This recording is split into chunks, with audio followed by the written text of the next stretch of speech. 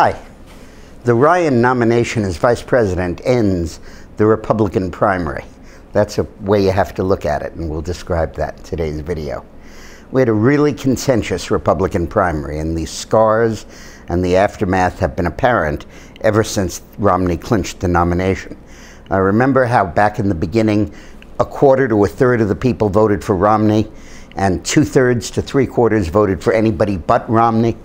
First they lurched over for people that weren't running, like Trump and Palin and Bachmann, and Mitch Daniels and Huckabee and a bunch of others.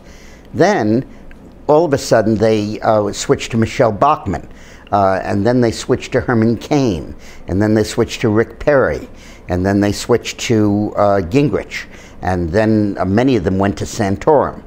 And Romney ultimately won, but really with a relatively low level of enthusiasm among Republican voters.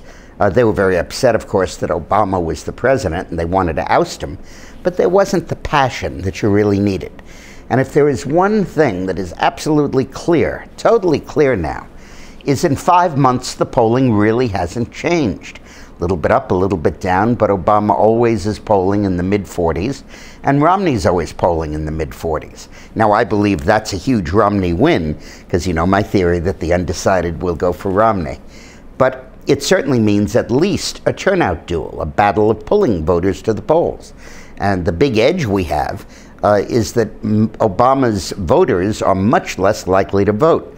They're 13 points less enthusiastic about voting than Romney's voters are. And we should win that turnout battle. But we couldn't win it unless there was an enthusiastic base. And the concerns about Romney were, what is he really? Will the real Mitt Romney please stand up? Is he the Obamacare, Romney Care guy from Massachusetts, or is he a fiscal conservative? Is he the guy who used to be pro-choice, or is he the guy who's now pro-life? And really, his first presidential decision to pick Paul Ryan as his nominee really illustrated who Mitt Romney was. It resolved that question. It made it clear that the conservative Mitt Romney is the one that we're about to elect president. It isn't so much that Ryan's on the ticket and everybody says, whoopee, Ryan will be a great vice president. They think that anyway. But the big impact is that it clarifies who Mitt Romney is by his choice of Paul Ryan. And that's why this choice is so important. It mobilizes the troops. It gets everybody enthusiastic. It creates a tremendous positive sense of who Mitt Romney is. And really, I think, will be a tremendously positive factor in the election. The other thing you have to bear in mind is Paul Ryan is very articulate and very, very bright.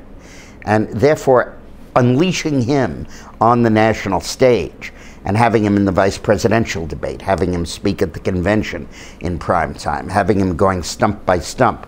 And because he's such a high-profile choice, he'll get a lot more coverage than Biden ever did. And that really puts a major articulate voice out there on the stump to help Romney. It makes it kind of 2-to-1 in a sense. So from those points of view, which are not the classical calculations of swing states or constituencies or that stuff, the Ryan choice makes a great deal of sense. I've been thinking about it ever since he did it, and the more I think about it, the more I come to conclude that this was an act of brilliance. Thanks a lot for watching.